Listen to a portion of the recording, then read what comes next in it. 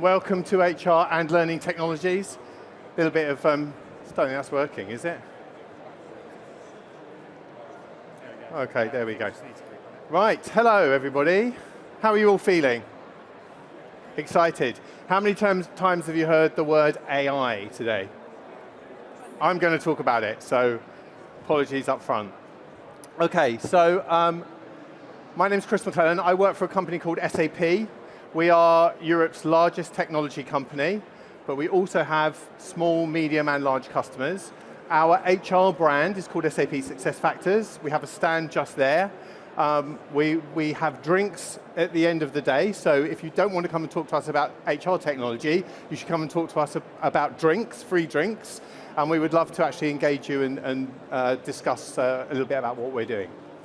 So I'm going to talk to you for the next 30 minutes about HR technology, AI, some of the experiences of our customers, what we're doing in terms of building technology, and hopefully we can have an interesting conversation. The question is about AI is everywhere, now what, right? So everyone knows there's AI, blah, blah, blah. I wanted to think about what are the three things that we're getting asked by our customers. So we have over 10,000 customers of all sizes all around the world. And there are three things really that we're getting asked about. The first one is like, how do I know that the AI I'm going to use is reliable, responsible? Is it ethical? Does it work? Does it give me the right answers that make a difference? How do we really get return on investment? Because we can go for AI, we're going to go for AI. Why? What are you going to do? How are you going to make that work in your organization? How are you going to get value from it?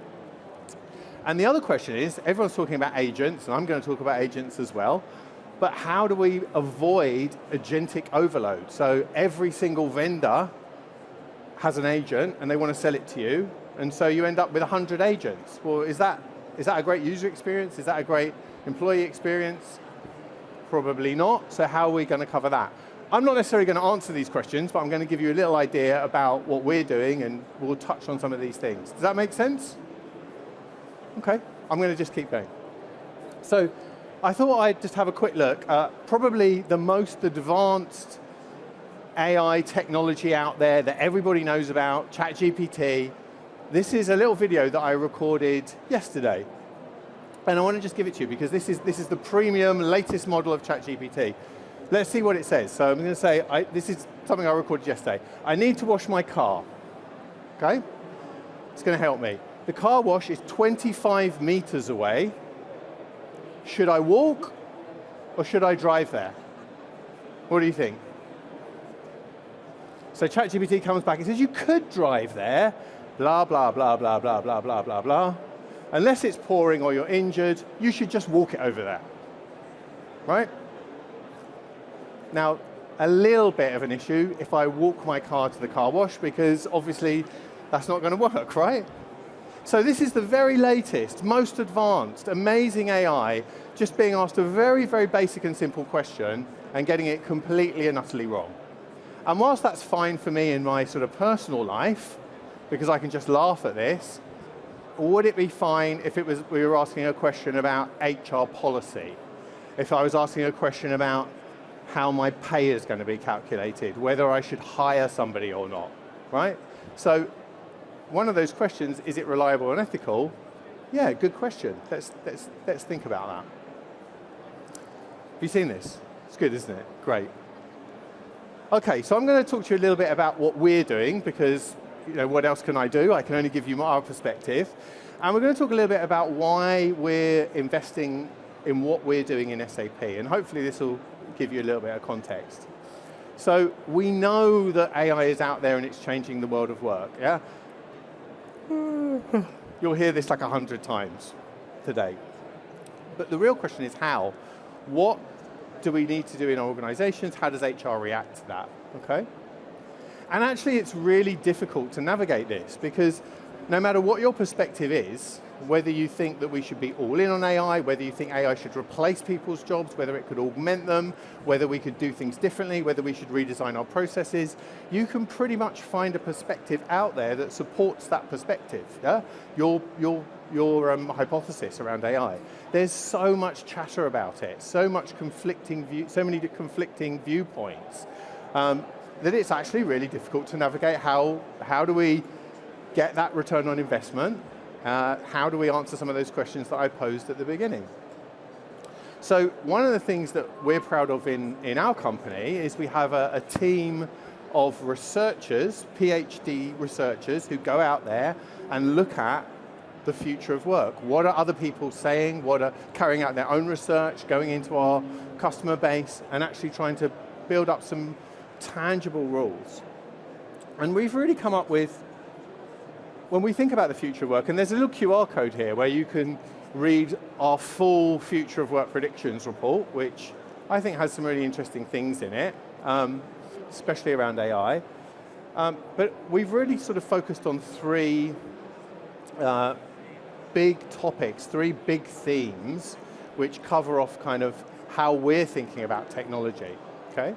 And the first of those is to think about how the future of working will evolve. So what we mean by that is really, how things will get done, right? So how will we actually augment the jobs that we have today through AI? Interesting statistic, employees, so if you survey employees, they expect a 266% increase in productivity, and that's largely through efficiency gains, doing things faster and quicker using AI. That's not the leaders, that's the employees themselves. And then when you think about the world of agentic HR, they think of a threefold increase in productivity. And actually, does AI make you faster? I'm not sure it necessarily does. So we're really thinking, when we're designing technology, we're really thinking about some of the things that have come out there in terms of how work gets done. The second big discovery in terms of our own research is thinking about the future of the workforce.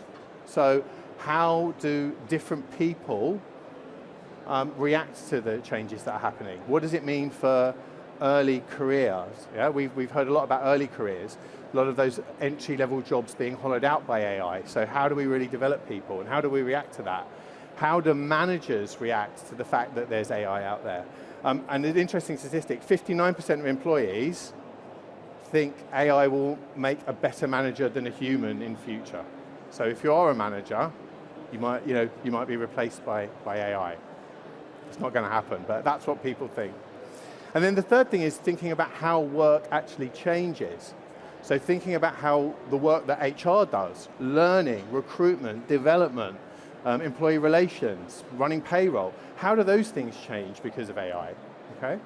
And really, I'm not going to talk about talent acquisition. We've got another talk about that, but if you think about the world of recruitment, every single applicant is using AI to hone their CV. Might be using AI to help answer questions, to carry out research. So what that means is we'll probably get a much more level playing field in terms of candidates, and then companies are using AI to assess those candidates as well. Maybe we need to rethink how we actually do that, okay? So there's a full report there, but what I want to talk about next is a little bit about how we can cover some of these topics using technology, how we actually go about doing it. So what we think is that when we consider the future of work, we need to consider AI in the round. These point solutions for different areas of your organization need to come together somehow, okay? So we talk about this virtual circle. We have an application layer running processes and generating data. And in SAP, this goes beyond just HR, but it would look at things like finance, sales data, it would look at your costs. That app layer has AI built into it, and it creates really high quality data, which can then be used by AI and pushed back down into the apps layer. So this is part of what we're thinking about. When AI, data, and apps work together, you should be able to avoid some of those things that we saw from ChatGPT, where it's telling us to walk our car to the car wash, because it's grounded in business data coming from your business applications. Okay, now that's great for us because we're a big suite vendor and we want you to put everything in our technology, but obviously the reality is that you have lots of technologies probably, and you need to think about how they all come together. So if we think about what we're doing in our organization, we have all of these different elements in the SuccessFactors suite. So everything from recruitment through to core HR, through time management, onboarding, learning, performance. That generates this unified data layer. And you can, of course, plug in other applications into that as well. And then on top of that, we'll have this AI user interface, okay? And that is one of the big things I think that we saw. So when I talked about those 3 big questions, one of which is how do we avoid agentic overload, having a unified data layer and having a number of different agents on the top plugged into one single agentic interface is really where we think the future will go. So as every single vendor here is doing, we are building literally hundreds of agents, and the idea is that these will be all interoperable. So whether you're thinking about just HR, or perhaps other parts of your organization, we want to have this ecosystem of interoperable agents that are able to speak to each other, pass information between each other, and give you real grounded contextual information that allows you to make decisions. So if we think about HR processes, they're not there just for the sake of it, they're always grounded in other parts of your organization. Yeah? We are opening a new location somewhere to manufacture a new product, right? That's not necessarily happening all in the HR system. There's a cost side to that. There's a sales side to that. So this idea of having agents across the organization is where we think the real value will come. Make sense so far? Okay. So what I want to drill into next is talk a little bit about what we're actually doing and some of the features that we're enabling in our platform, why we're doing that, and then you can kind of think about how would you approach those in your own organizations, okay? So one of the things that is becoming kind of table stakes now, and in SuccessFactors we have literally hundreds of live AI use cases in our product. But one of the things that's becoming kind of table stakes is this idea of having what we call embedded AI, features that are just in the product, that just augment the processes that we have today and make them a bit easier. This is really about the efficiency gains I was talking about earlier on. So maybe we want to think about new ways of working, but if we just today want to take quick advantage of simple applications, we can use some of these today. So these are things like in our suite. If we think about what we do in HR, we do a lot of writing, right? We're updating performance reviews. We're writing notes about compensation changes. Now, everywhere in the platform where we write something, we have a writing assistant. And that writing assistant is in multi-language, grounded in the context of the employee's organizational information. And that's really there to help managers and employees provide a better experience, a richer experience, right? So if you're writing a performance review for somebody, it's easy to say, well done, Sally did a great job, I really think she deserves a reward. But if you're writing something challenging, actually, not all managers are equipped with the tools to actually make that meaningful. We've built in sentiment analysis tools. When we look at 360 reviews, lots of people might be feeding into a review. The system can give you a very quick sentiment check. You know, majority of people thought this person was exceptional. There was a couple of middling comments. Using AI for simple things like succession planning. So, I mean, not that succession planning is simple, but using it to provide insights into succession planning. Being able to go down into the data about the individual and provide suggestions. And you'll see everywhere in our platform where we have this kind of AI assistance, the manager or the employee has to do something. It's making a suggestion. We also have our kind of agentic platform. Our brand name for that is Joule, which is a bit of it's like a jewel. And Joule will help users to get tasks done very quickly, guide them, and this is where we start to see interoperability between different types of agent. So one of the things that we did last year is we have built from a proprietary level with Microsoft, full interaction between Microsoft Copilot and Joule. So anything that you can do in Copilot, if you use Microsoft, you can also do in our assistant Joule, and vice versa. And you can start to combine use cases. And this is what we're going to see becoming mass market soon. So if you think about doing something like updating somebody's development goals, actually some of the information to that might be stored in Teams because you had a meeting with them. Some of that might be in an email. We could pull that out into our digital assistant, pass it back, and really actually start to build a rich build-up of what's happened in somebody's year of development. The other thing is the ability to build your own agents. And so, again, this is something that we're going to see a lot more of, and there's lots of vendors here that will talk about this, the ability to build your own agents, to add your own context, and do a bit more. Let's take a look at one.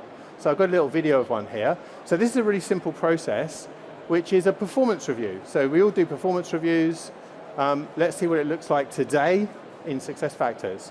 So you can see here somebody saying, I've got a one-to-one meeting with my team. Can you help me prepare? And it's going to say, yep, no problem, I can help with that. I noticed one of your reports hasn't got any feedback. I'm going to draft a request for you. So it's actually saying, can we get some feedback from the people that have worked with this employee over the last year? And it's gone off and sent a request via an email to say, let's get some feedback. Okay, it says, with that done, let's get ready for your meetings. Here are some talking points for the different people in your team. Isla's done really well. Here's some statistical data. But some of your discussions might be challenging.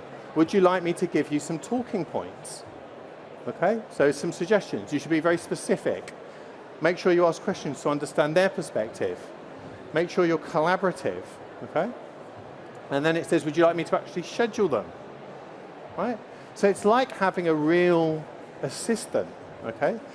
And this is great because you could use this today, you can plug it in and you could see how it would give you some efficiency gains. But if we look a bit further forward, maybe we need to think about how we do this process. Maybe this process could be done in a slightly different way. And that's, I think, where we're all asking, you know, how do we, if we bring this into our organization, yes, we can get some efficiency gains, but maybe we could think about being a bit smarter about how we schedule and run these, because we're going to have somebody to help us do it. And I just want to show a little bit behind the scenes what's happening there. So there's really just one thing happening. A manager is saying, I've got this one-to-one coming up, can you help me? But there's some very sophisticated things happening. So the system's going off and it's getting information about the employee from core HR. Who is it? What's their job? What are their goals? What feedback have they had throughout the year? And it noticed there was some feedback missing, right? So it went and said, let me get some. What activities have they done? Have we recorded those? Maybe that's not in this product. That might be out in a Microsoft app somewhere, right? Or another app. What is the actual performance review process in our organization this year? What's the process? Do we do a 360? Is it one at a time? And can I schedule that through Microsoft? So what we're saying is, if all of these are in different platforms, you can start to build it, but the overhead to maintain that becomes a lot more difficult, and also you introduce the possibility of more sort of hallucination. So a lot of sophisticated stuff happening. I don't know if anybody here is a SuccessFactors customer. If you are, thank you very much. If you're not, as I said, come and speak to us.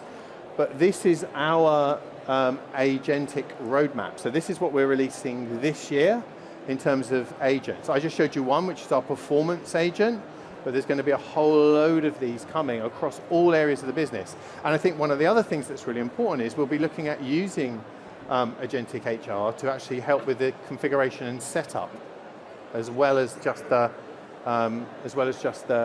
actually user input. So actually, those of you that work in a more HR technology role will be able to use these agents to actually help with some of the setup and configuration, some of the support. I'll touch on that in a minute. One of the areas that is absolutely ripe for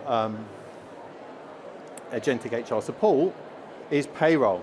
So we have a payroll explanation agent, and this is something that's super popular with our customers. When we look at how many service tickets get raised into HR, the number one source of questions into a shared service center is about your pay. something I didn't understand what that payment was. Why was there an extra deduction? Why did I earn more or less? Okay, so we have an agent here on everybody's desktop, and remember this could be also in Microsoft because you could access it through Teams, which will answer specifically for an individual, what's on your current payslip? What overtime did you do? How did that work? Huge benefit in terms of cost saving. For payroll administrators, we also have a payroll resolution agent. So this is one where we're actually looking at what alerts do I have? What's gone wrong in this month's payroll or this week's payroll? And it will actually go away, look at the payroll results, tell you where there's variances, tell you how many employees are affected, and then ask if you want to go and drill into that and make some changes. So it's not just for employees and managers, we're looking at this for HR as well. We literally have thousands of these. I'm just going to show a few that are kind of common ones, but another interesting thing here is around case management. So again, if we think about the shared service center of the future, instead of raising a ticket manually and logging in and seeing how that works, we could do that through conversation. Again, on a mobile, in Teams, directly in our application, somewhere else. Having a child, what should I do? How do I manage that process? Yeah? And again, the AI will go and actually say, well, these are the things you need to do. This is where you can link out to it. Can you upload the PDF? Here are some other things. The next step in the process is to make sure you submit it. Do you want to take some paternity leave? This is how much you're entitled to. Shall I notify your manager and your team? Do you want me to block your calendar out? Again, really automating all these processes. All this stuff, by the way, is here today in SuccessFactors, right? And we're only getting started. So again, maybe thinking about what is the role of the shared service center when you can triage maybe 20, 30% of questions using AI up front. Maybe the shared service center could be doing more value-add activities. Maybe you could think about how they're actually doing more outreach. In our own company and in a lot of our customers, we've actually gone from a very, very lean HR, where actually 2 years ago, if I wanted to speak to somebody in HR, I had to escalate it and make a big fuss because everything was automated, to one where we have much more one-to-one HR support now because some of these tasks have been automated, right? So again, that's really thinking about ways of working. What's the proposition for the actual management and employee teams? Not really going to talk too much about employee development because this is we've got some other talks about that. But how looking at the skills agenda, looking at development, looking at learning, these are again big areas where we can start to use AI to provide guidance and help managers become better managers, better coaches, and help employees have a richer experience. So a career development agent here, actually for individuals, giving them some guidance about where they might want to go. What kind of skills do you want to look at? What's your career growth going to look like? What type of learning might be open to you? Is there a mentor that meets your needs, right? And where are they? Succession planning, I've touched on this earlier on, but actually again, being able to look at from a succession planning perspective, which positions in our organization don't have successors maintained? What are the skills requirements or location requirements for those positions? Who should we put into those and what development might they need? Again, so we're starting to just build up this huge kind of interlinked set of agents which give you this full picture for your organization. And then the other area that's going to be hugely impacted, and already is around analytics. So we've all done this thing where you kind of drill into a dashboard, play with some filters, interpret the data, wait for it to upload again. Huh? The future of analytics, again, will be AI-driven. So we can see a really simple demo here. Show me my headcount. I don't have to go and navigate into a report. It will come and give me that core data directly. It's going to put it in a easy-to-consume format. I can start to interrogate that data to see it in a way that makes more sense for me. If I want to see a chart, I can see it trending over time, etc. The only thing in this presentation which is looking a little bit further ahead is start to look about how we actually do skills planning. So if we think about, here's a skills planning dashboard, you can really start to see how we go into some real deep dive interrogation using this dual interface. Do you have a recommendation on how to close these skills gaps? Okay, and this is, again, if we think about that picture that I painted where everything is connected, it's not just about saying, well, you've got a skills gap, you need to train somebody. It will be looking at things like, what's the location strategy around that? What are the cost impacts of that? Maybe we don't want to upskill somebody, maybe we want to bring in some contingent labor just for a short period of time because we know our production schedule is related to the launch of a new product, or something like that. So really starting to see some powerful interactions outside of just the core HR platform. We haven't actually built this yet. This is still in development. Everything else I've showed you is there today. So, okay. And then I touched on this as well, but I think this is really important because one of those three questions that we're getting asked a lot is about how do we actually get over this agentic. I'll show you this here. So how do we get over this kind of agentic overload? Every single vendor that you're with, whether it's SAP, it might be ServiceNow, it's Microsoft, it might be Google, they're all telling you they've got an agent, right? And again, the big challenge is how do we get all of these agents to talk together? So obviously there are some emerging protocols. So you're going to hear people talking about agent to agent, A2A, about MCP. And these are emerging technologies that allow agents to speak to each other.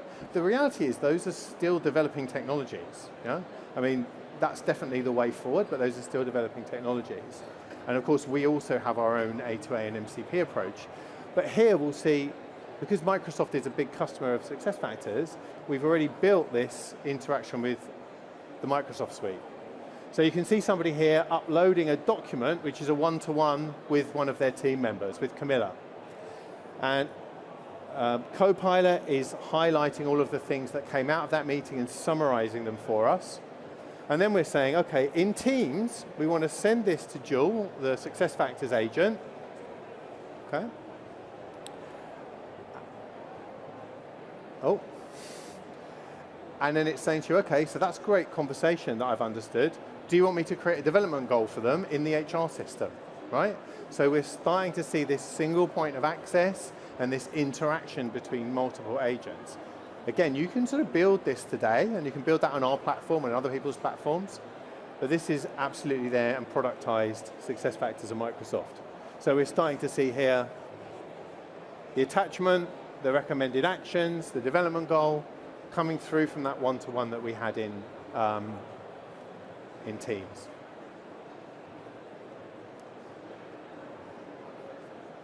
So technology is going crazy. I just want to say, so our approach is to build literally hundreds of these productized agents that our customers can use, pick up, that interact with each other, that deliver value. But you can also build your own agents. And I think that's where a lot of customers are looking to start this kind of journey of bringing the different agents together, okay? You need somewhere to manage your agents. So there's a big sort of conversation about whether agents are really super workers and they should live in your HR system because they're getting work done, they're performing tasks, they might have certain skills. We have something called the Agent Hub, which actually sits more on the IT side, where you have all of your agents and all of the different skills and all of the different platforms that they're on, how they interact with each other. And we can also represent these in HR, but really they should sit and live in IT, is our opinion, because IT ultimately are looking after these technologies. And then we have Dual Studio, where you can build your own skills and start to bring all of these together. So we started out by saying these are the three questions we're getting asked. I mean, the reality is we're getting asked hundreds of questions about AI, but these are the things I think that are probably, when I was thinking about this talk today, that are probably most common. We saw at the beginning ChatGPT making a big mistake, and that's funny. how do we get reliable and responsible AI? It's all about document grounding, it's about context, it's about building those with the right tools inside your applications and connecting them to the data that you have in your business. You should challenge your vendors, and lots of people do challenge us about AI ethics. You know, we have the EU AI Act on the horizon. Lots of talk about that. That's still been a little bit delayed, but there's a lot of discussion around how we are responsible and reliable. And I think, come to our stand, we're happy to talk to you more about that. But for us, this is about grounding things in the context of the business data that you have. You have all that data there already that you've invested in. It might be in the wrong platform, you might not think it's reliable, but it does give you some context. How do we really get ROI? I think right now, a lot of organizations are looking at efficiency gains, but we think the future is looking at actually transforming the way that you actually look at process, right? Again, lots of different nuance around that, but AI doesn't mean we just come in and put it on top of our normal processes. That might give you these small efficiency gains, but remember, employees expect a 266% increase. Managers and leaders might expect even more. So that means reimagining processes, not just putting AI on top of it. And how do we avoid agent overload? Be very selective about the technologies that you're using and think about how they work together. Again, we've had lots of customers who've gone off and done a kind of black ops project doing some cool stuff over here, but then it doesn't fit into the bigger governance and the bigger platforms that are out there. So I don't know how exciting this talk was. AI, HR, here's some stuff we're doing. You're probably going to hear that from a lot of different people. Come and speak to us on our stand. We can talk to you about what we're doing in a bit more detail. Thank you for listening today. I hope you have a great HR and learning technologies. And see you later.